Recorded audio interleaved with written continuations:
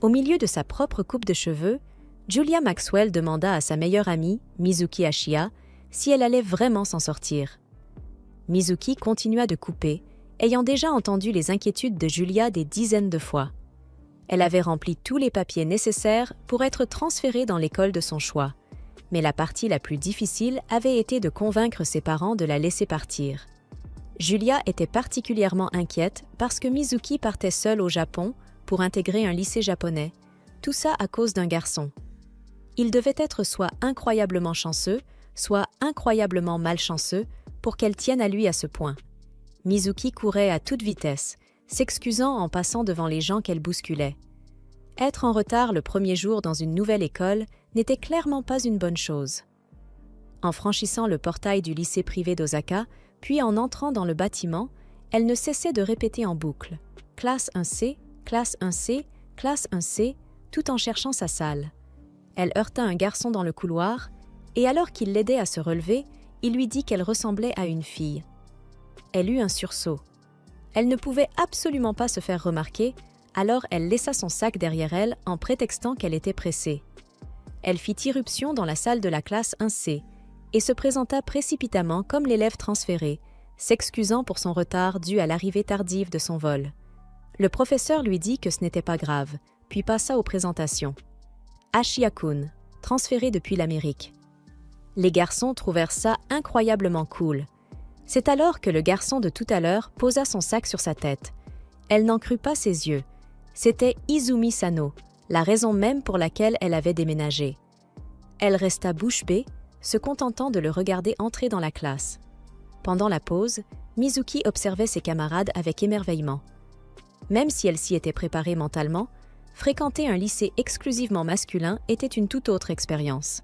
Elle se sentait incroyablement chanceuse d'être dans la même classe que le garçon qu'elle aimait. Alors que les amis de Sano essayaient de lui parler, elle les interrompit soudainement, lui avoua qu'elle l'aimait et lui demanda s'il voulait être son ami. Mizuki se demanda aussitôt si elle n'avait pas dit quelque chose de bizarre. Il lui répondit simplement « Désolée, mais ce n'est pas mon truc ». Elle tenta de dissiper le malentendu, mais il quitta la classe sans lui laisser le temps de s'expliquer. Mizuki, cependant, n'avait pas l'intention d'abandonner. Elle avait traversé tout un océan pour être là, se dit-elle en souriant. Les garçons, eux, la prirent clairement pour une originale. Au beau milieu de sa propre coupe de cheveux, Julia Maxwell demanda à sa meilleure amie, Mizuki Ashiya, si elle allait vraiment s'en sortir. Mizuki continua de couper, ayant déjà entendu les inquiétudes de Julia des dizaines de fois. Elle avait rempli tous les documents nécessaires pour être transférée dans l'école de son choix, mais la partie la plus difficile avait été de convaincre ses parents de la laisser partir. Julia était particulièrement inquiète parce que Mizuki partait seule au Japon pour intégrer un lycée japonais, tout ça à cause d'un garçon. Il devait être soit très chanceux, soit très malchanceux pour qu'elle tienne à lui à ce point. Mizuki courait à toute allure, s'excusant auprès des passants qu'elle dépassait. Être en retard le premier jour dans une nouvelle école n'était clairement pas une bonne chose. En franchissant le portail du lycée privé d'Osaka, puis en entrant dans le bâtiment, elle ne cessait de murmurer « Classe 1C, classe 1C, classe 1C », encore et encore, tout en cherchant sa salle. Elle percuta un garçon dans le couloir et, tandis qu'il l'aidait à se relever, il lui fit remarquer qu'elle ressemblait à une fille. Elle eut un hoquet de surprise. Elle ne pouvait absolument pas se faire démasquer. Alors, elle laissa son sac derrière elle en prétextant qu'elle était pressée. Elle fit irruption dans la salle de la classe 1C et se présenta à la hâte comme l'élève transféré, s'excusant pour son retard dû à l'arrivée tardive de son avion. Le professeur lui répondit que ce n'était pas grave et passa aux présentations. Ashiya-kun, transféré depuis l'Amérique. Les garçons trouvèrent ça incroyablement cool. C'est alors que le garçon de tout à l'heure posa son sac sur sa tête. Mizuki n'en crut pas ses yeux. C'était Izumi Sano, la raison même pour laquelle elle avait déménagé. Elle resta bouche bée, se contentant de le regarder entrer dans la classe. Pendant la pause, Mizuki observait ses camarades avec émerveillement. Même si elle s'y était préparée, fréquenter un lycée exclusivement masculin était une expérience totalement différente. Elle se sentait incroyablement chanceuse d'être dans la même classe que le garçon qu'elle aimait.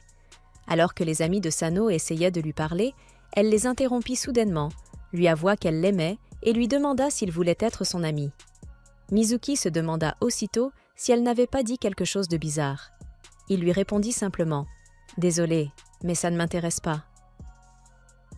Elle tenta de dissiper le malentendu, mais il quitta la classe sans lui laisser le temps de s'expliquer. Mizuki, cependant, n'avait aucune intention d'abandonner.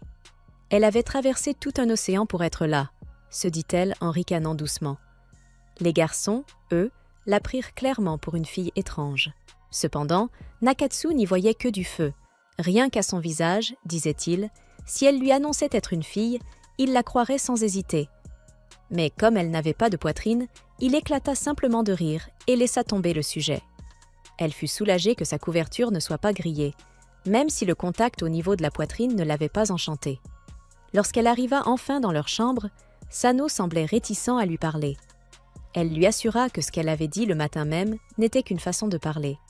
Elle voulait réellement être son amie et l'admirait depuis longtemps pour le saut en hauteur. Cela lui parut logique. Toutefois, il lui expliqua qu'il n'était plus qu'un élève ordinaire désormais. Il avait arrêté le saut en hauteur. Elle cria, surprise par cette révélation. Sano lui ordonna de retirer ses mains de lui, ajoutant qu'il n'avait pas besoin de sa permission pour arrêter, puis quitta la pièce. Plus tard dans la soirée, après avoir tout rangé, Mizuki sortit et croisa Minami Nanba, le surveillant de dortoir de 2e année. Comme prévu, il vint la saluer et lui expliquer les règles du dortoir. Il la trouva adorable et supposa qu'on le lui disait souvent, ce qu'elle nia. En résumé, les bains dans les chambres étaient interdits après minuit, et le dîner se déroulait de 6h à 9h. Elle se fit ensuite bousculer par Seni Nakao, qui lui lança qu'il ne la laisserait pas lui voler sa place d'idole de l'école. Honnêtement, ce type avait l'air plutôt bizarre. Il s'enfuit ensuite en criant et en gémissant. Mizuki commençait à regretter sa décision d'être venue ici. Nanba lui demanda alors de laisser passer. De toute façon, il n'y avait pas grand-chose d'autre à faire. Nakatsu arriva à son tour pour la chercher. Il voulait l'inviter à dîner et la mit en garde contre Nanba, affirmant qu'une poupée comme elle pouvait tomber enceinte rien qu'en lui parlant. Oui, on voyait clairement où cet anime voulait en venir.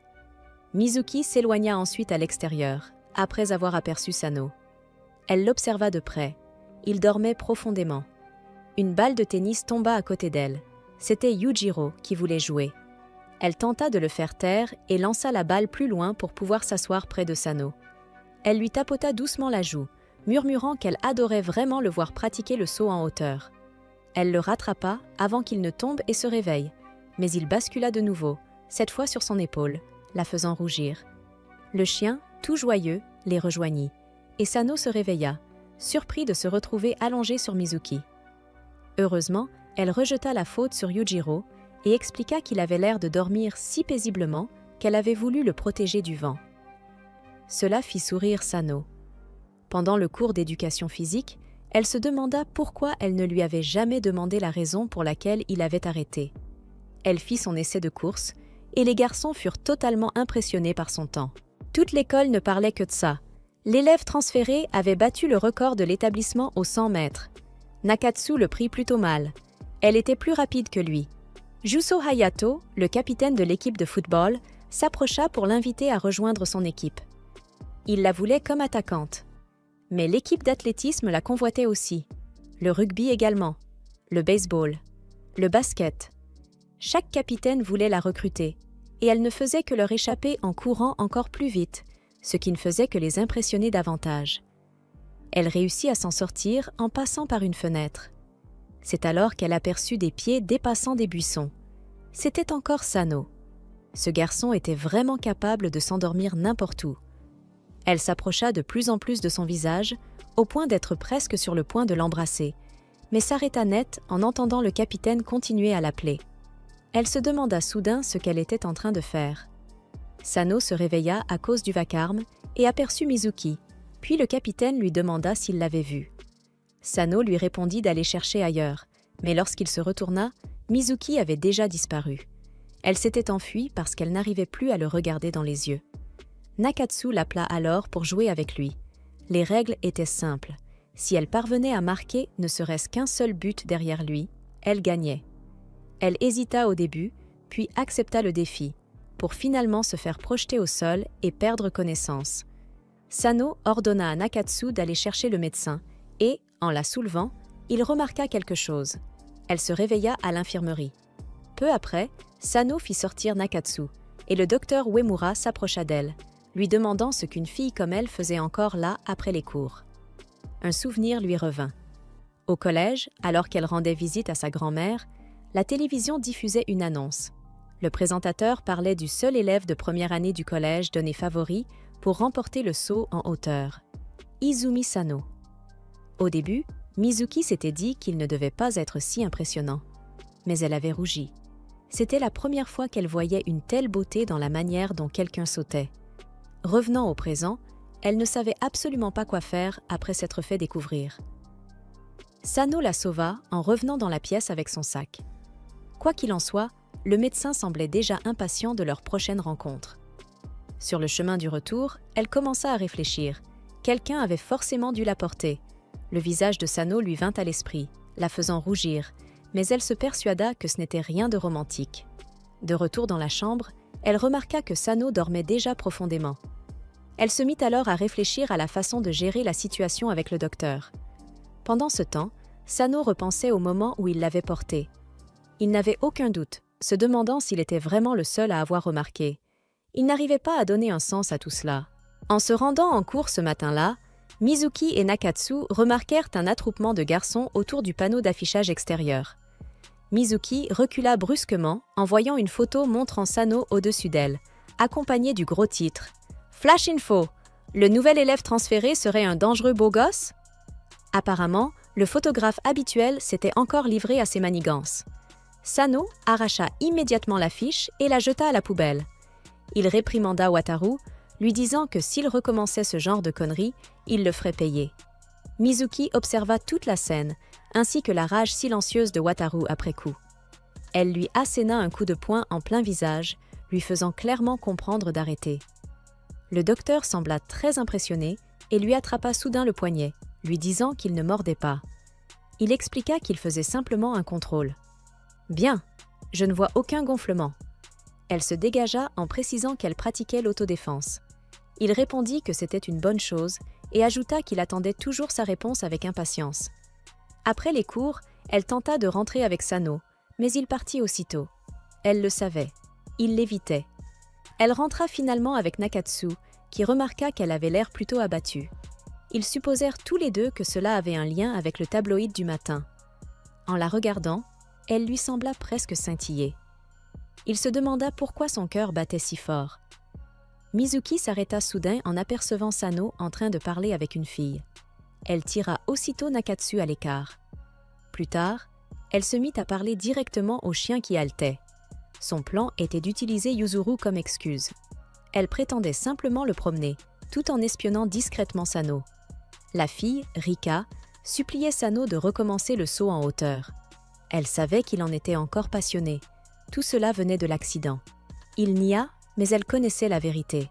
S'il ne l'avait pas protégée à l'époque, rien de tout cela ne lui serait arrivé. Mais il lui répondit que sa jambe était complètement guérie et que cela n'avait rien à voir avec sa décision. Arrêter le saut en hauteur était son propre choix.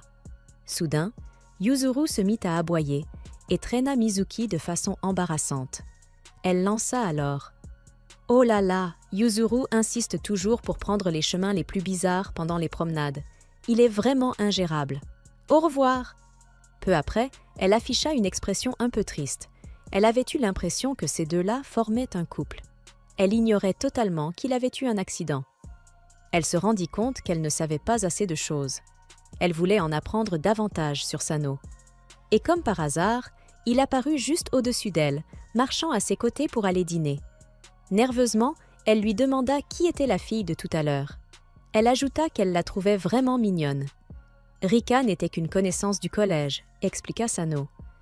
Mizuki fut surprise de constater que, malgré le fait que Yuzuru n'aimait pas les garçons, il appréciait Sano. Mais cela avait du sens, puisqu'il l'avait trouvée en premier. C'était juste après que Sano avait emménagé au dortoir. Le refuge animalier tentait d'emmener un chiot. Deux hommes le traînaient de force, mais le petit s'arc-boutait, plantant ses pattes dans le sol pour résister. Avant même de s'en rendre compte, Sano avait Yuzuru dans les bras et suppliait le concierge de le laisser le garder. Yuzuru vivait jusque-là avec une femme et sa fille, mais le nouveau mari de celle-ci n'aimait pas les chiens. Mizuki ne s'attendait pas à découvrir cette facette de Sano. Un peu plus tard, elle lui demanda pourquoi il l'évitait ce jour-là. Avant même qu'il ne puisse répondre clairement, il avoua simplement qu'il ne savait pas comment se comporter avec une fille. Mizuki faillit vivre une situation digne d'un isekai, mais on était dans une romance lycéenne. Alors, bien sûr, Sano arriva à la rescousse. Plaquée contre le mur, elle rougit, et tandis qu'ils reprenaient leur chemin, elle comprit qu'elle ne voulait absolument pas se séparer de lui. Mizuki se sentit déterminée. Plus tard, elle irait voir le docteur pour lui donner sa réponse. Peu après, alors qu'elle marchait dehors, Rika s'approcha d'elle. Elle avait entendu parler de Mizuki par Sano. Mizuki fut stupéfaite d'apprendre que Rika n'était pas sa petite amie. Rika se mit à rire doucement. Au collège, elle était la manageuse de l'équipe d'athlétisme dans laquelle Izumi sautait en hauteur, et à l'époque, elle n'aurait pas été contre l'idée de sortir avec lui. Rika demanda alors un service à Mizuki. Pendant le dîner, Mizuki annonça à Sano que Rika l'attendrait près du parc le lendemain après les cours.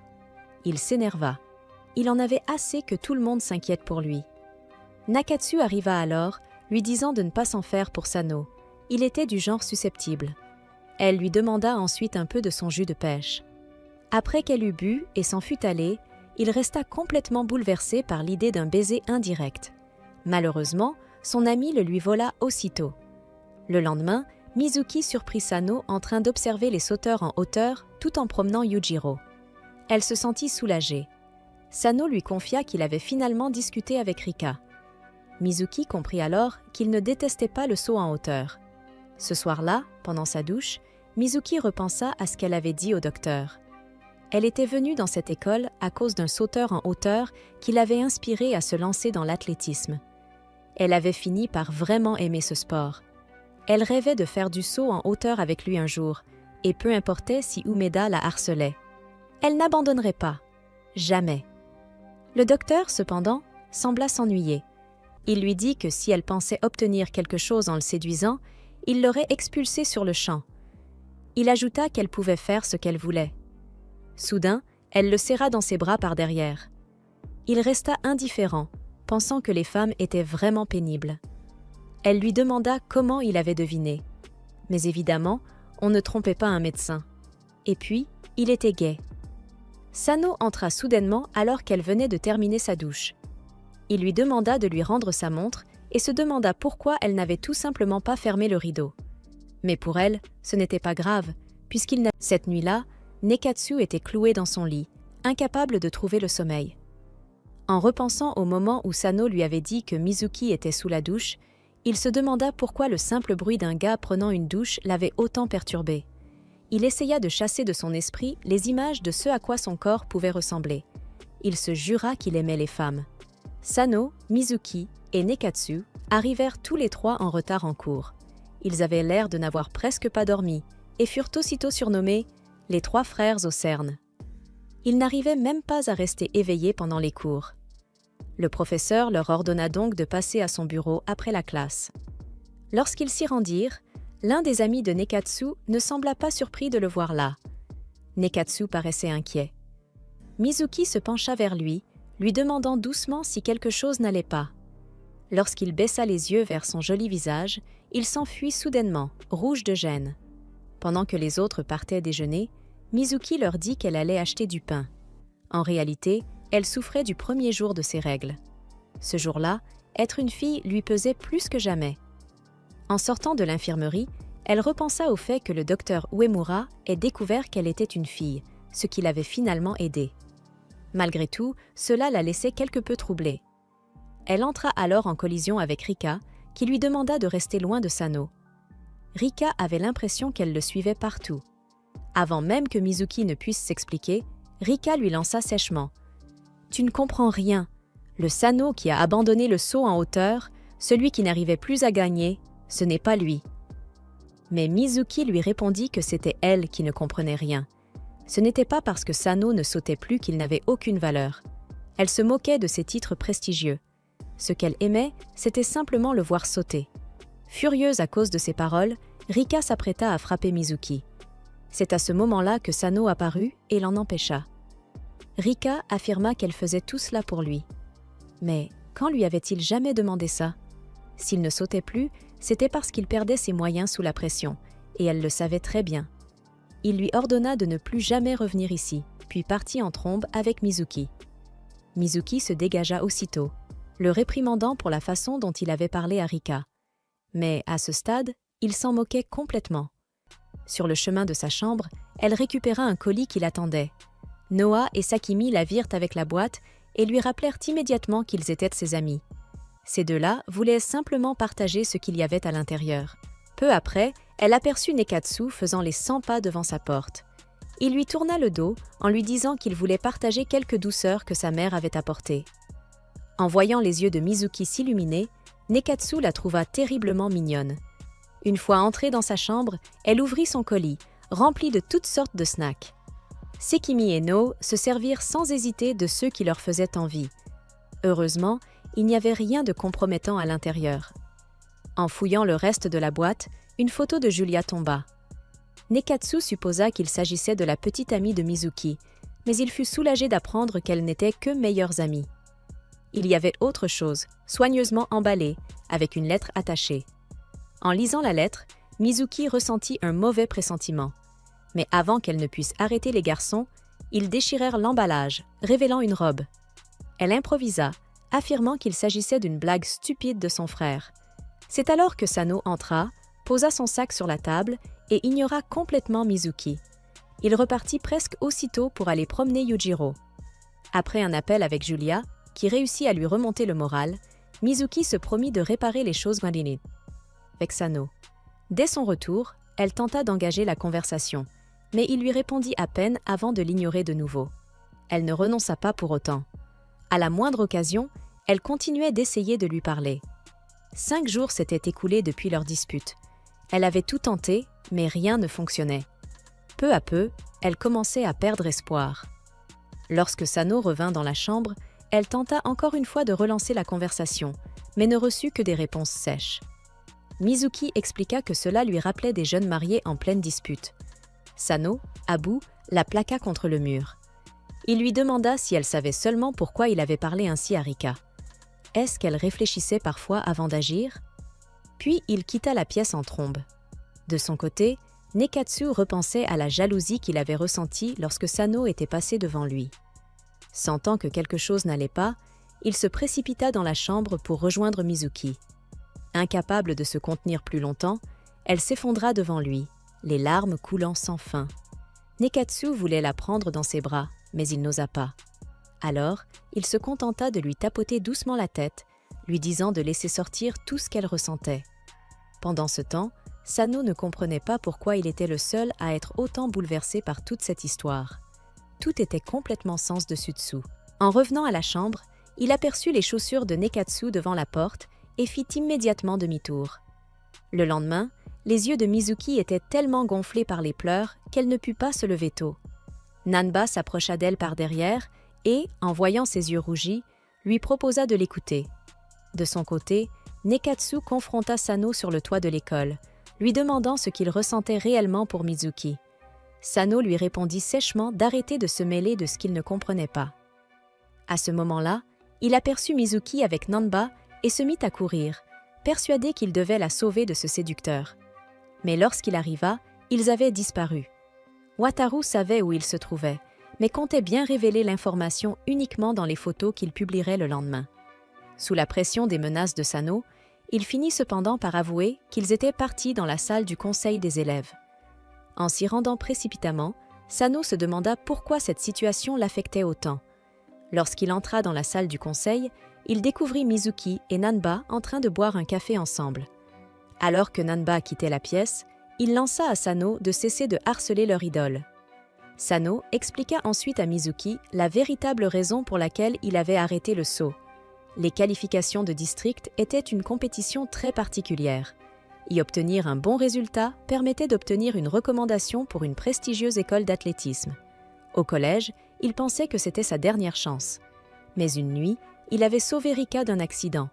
S'il avait réellement fait de son mieux, il aurait peut-être pu éviter cela. Cependant, il avait hésité un instant, et c'était précisément pour cette raison qu'il avait perdu ses moyens sous la pression. Depuis, son état d'esprit avait changé. Il voulait réessayer de sauter. Il refusait de vivre une seconde fois avec des regrets. Mizuki fut profondément touché qu'il se confie ainsi à elle et se mit à pleurer comme une enfant. Il la rapprocha de lui pour la réconforter, et Mizuki rougit intensément. Puis, elle lui demanda ce qui l'avait poussé à changer d'avis. Il répondit qu'il avait simplement décidé de prendre les choses au sérieux. Cette réponse l'amena à se demander s'il ne faisait pas déjà de son mieux auparavant. Au son de la cloche, il s'éloigna, la trouvant incroyablement naïve. Dans les vestiaires après l'entraînement, Sano aperçut une serviette et une bouteille d'eau accompagnée d'un mot disant « Bon travail ». Il savait déjà parfaitement de qui cela venait. En entrant dans sa chambre, il tendit à Mizuki une bouteille de jus et elle fut ravie de voir qu'il avait remarqué son petit geste. Puis, une pensée lui traversa l'esprit. Si laisser une serviette à un autre garçon paraissait étrange, est-ce que ce geste n'était pas plutôt féminin? De son côté, il ne savait absolument pas comment parler à une fille, et elle ignorait encore qu'il savait déjà qu'elle en était une. Alors, tous les deux décidèrent inconsciemment que tout allait bien ainsi. Avant même qu'ils ne sortent de la salle de bain, elle avait déjà fini de se changer.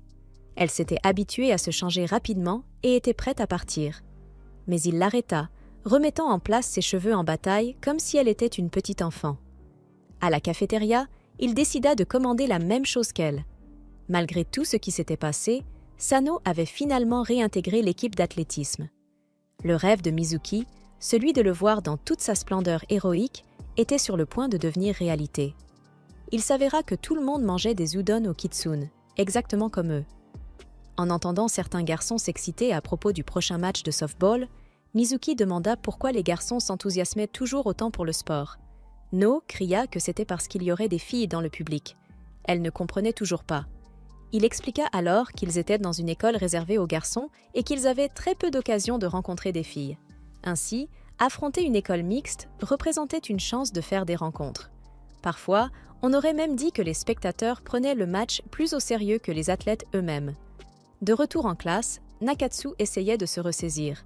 Le visage rouge, il réfléchissait trop à la manière de parler à Mizuki, mais il trouva finalement le courage de lui demander si elle viendrait encourager leur école lors du match de football. Lorsqu'elle accepta, il fut fou de joie. Les autres élèves, en revanche, ne comprenaient absolument pas son comportement.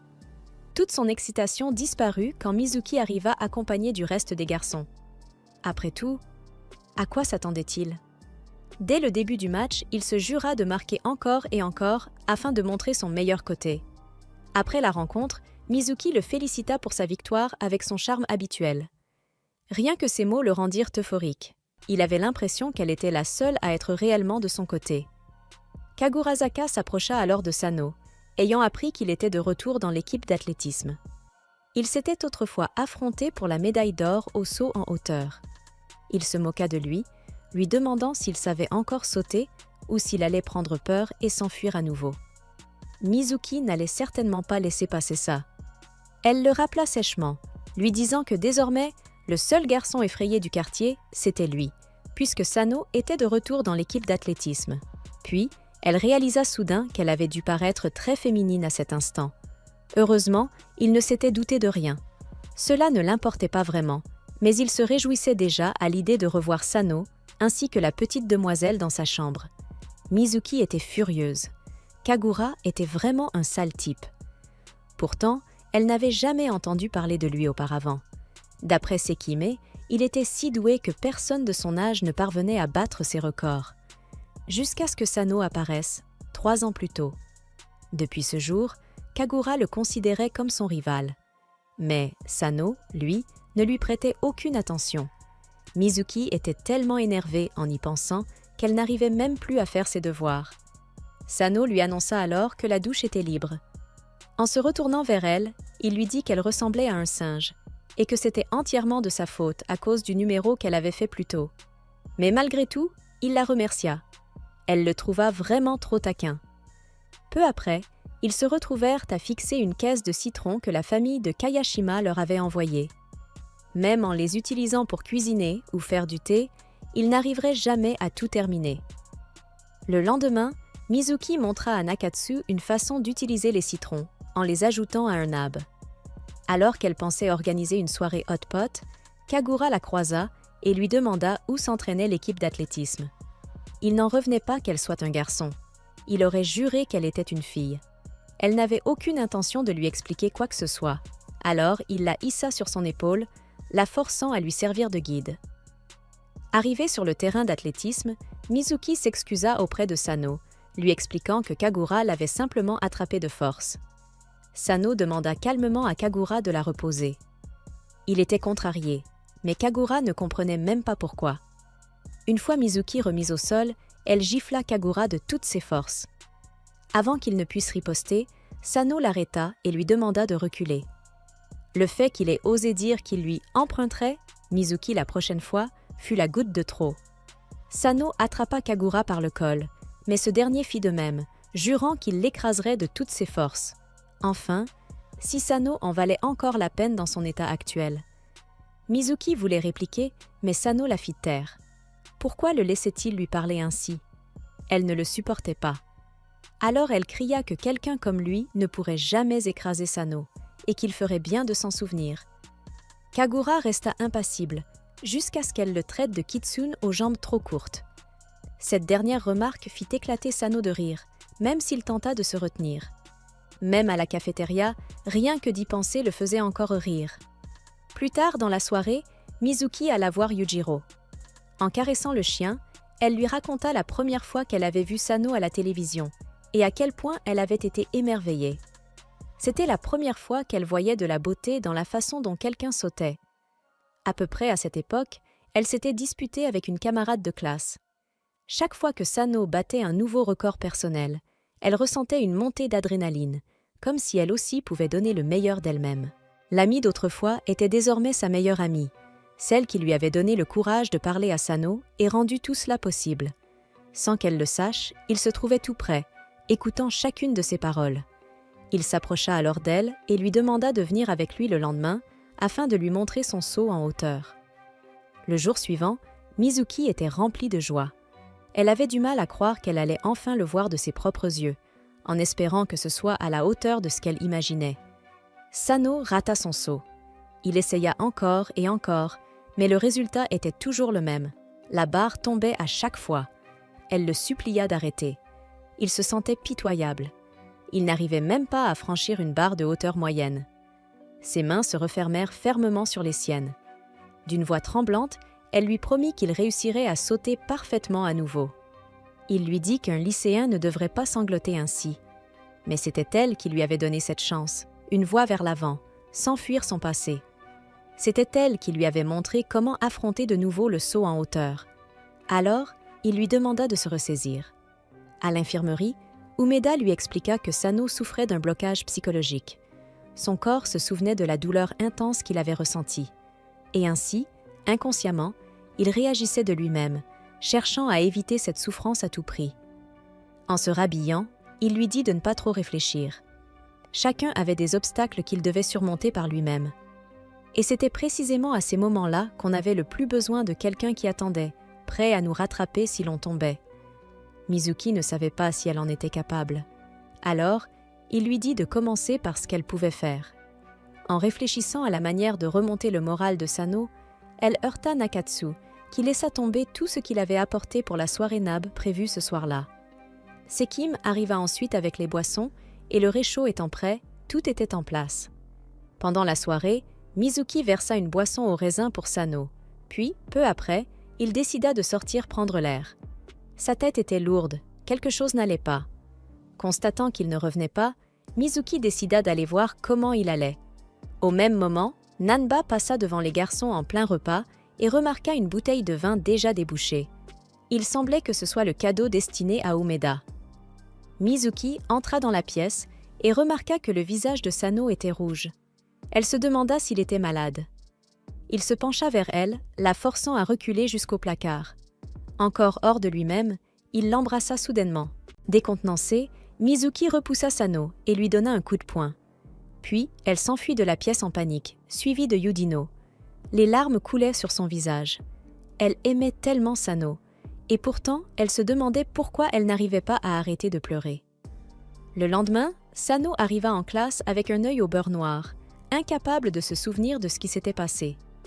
Nakatsu pensa qu'il aurait dû prendre la journée, mais Sano n'en avait aucune envie. De son côté, Mizuki ne pouvait s'empêcher d'être nerveuse. Elle s'approcha, lui tendit un mouchoir pour apaiser le bleu, tout en évitant son regard. Puis elle partit rapidement, sachant que c'était elle qui lui avait fait cet œil au beurre noir. Pendant la pause déjeuner, il la remercia de lui avoir mis une couverture la veille au soir. La culpabilité la rongeait tellement qu'elle eut à peine la force de lui répondre avant de s'enfuir à nouveau. Elle se demanda s'il ne se souvenait vraiment de rien de la nuit précédente. Quand son esprit repensa au baiser, elle rougit de nouveau de la tête aux pieds. Namba lui demanda alors si quelqu'un l'avait fait pleurer. Elle essaya de le nier, mais elle ne pouvait pas le tromper avec des mensonges. S'asseyant près d'elle, Mizuki lui expliqua que son esprit avait du mal à suivre ce retournement de situation inattendu. Il se pencha près de son visage, lui proposant de lui remonter le moral et de lui faire oublier tous ses soucis. Il pourrait même lui offrir de beaux souvenirs.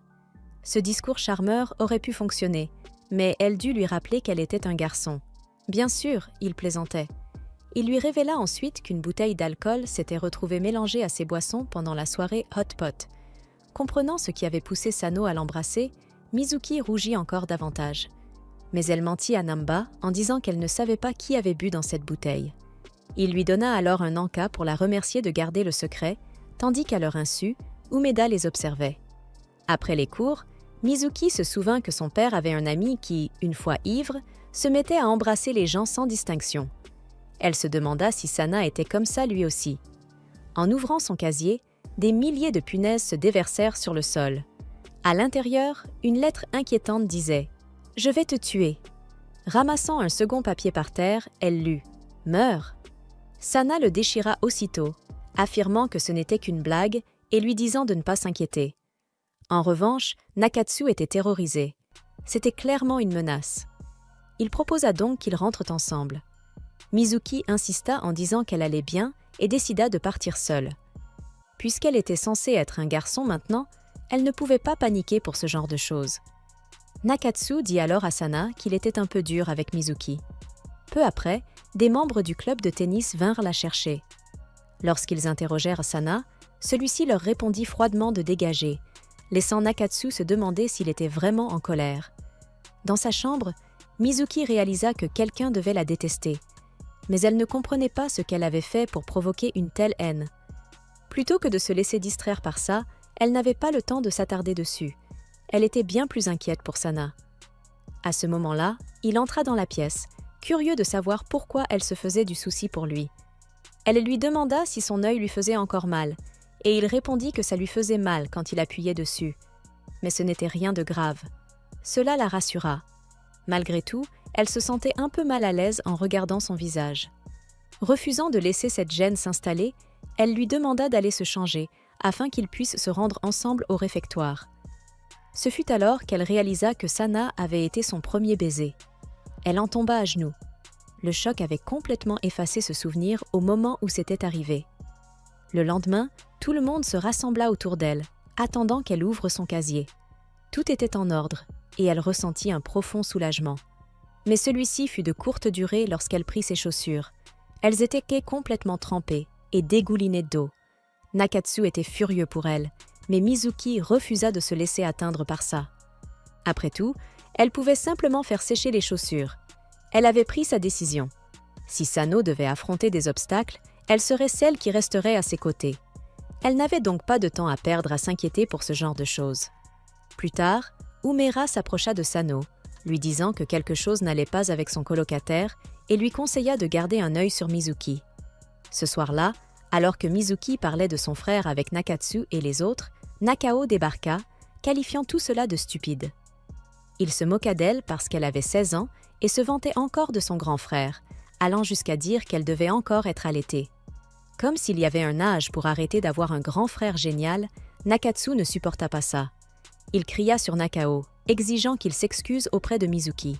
C'est à ce moment-là que Nanba arriva, demandant pourquoi il criait. Il fit clairement comprendre qu'il n'aimait pas l'attitude de Nakao. Celui-ci partit alors en trombe.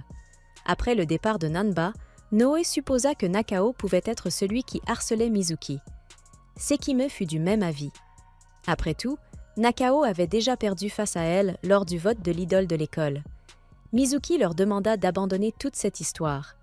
Elle avait l'impression qu'il ne s'agissait que d'accusations sans fondement. Le lendemain en classe, son bureau était grossièrement recouvert du mot « idiote ». Essayant de garder son calme, elle ne voulait pas se laisser atteindre. Mais cette fois, elle en avait assez et décida de découvrir qui était derrière tout ça. Cachée derrière un mur, elle attendit que le coupable s'approche de son casier, puis attrapa sa main. Elle n'en crut pas ses yeux. C'était Nakao. Évident, d'ailleurs. Son téléphone tomba au sol, révélant en fond d'écran une photo de Nanba. Elle comprit alors sa raison. Avant même qu'elle puisse dire quoi que ce soit, il l'attaqua verbalement, disant que depuis qu'elle était arrivée à l'école, Nanba lui prêtait plus d'attention, alors que lui était là bien avant elle. Rien que d'y penser le faisait se sentir pathétique, et Nakao était convaincu que Nanba ne le remarquerait plus jamais maintenant. Il lui dit donc d'aller prévenir tous les professeurs et les élèves si elle le voulait. Mais au contraire, Mizuki voulait être son amie. Elle comprenait ce qu'il ressentait. Sachant ce que cela faisait de tomber amoureux, c'était justement pour cela qu'elle pensait qu'ils pourraient devenir de très bons amis. Nakao la trouva bizarre, mais ils se mirent à rire en sortant ensemble. Non peu après, Mizuki le retrouva dehors pour lui dire qu'elle avait attrapé le coupable, mais que tout était désormais réglé.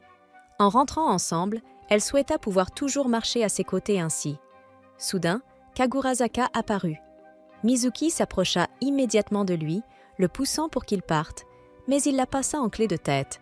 Puis, il demanda à Sano de participer aux qualifications de printemps, puisqu'il avait établi un nouveau record.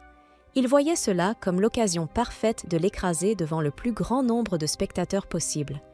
Lorsque Kagurazaka s'en alla, Mizuki sembla inquiète à propos de ce nouveau record, mais Sano lui dit de ne pas s'en faire.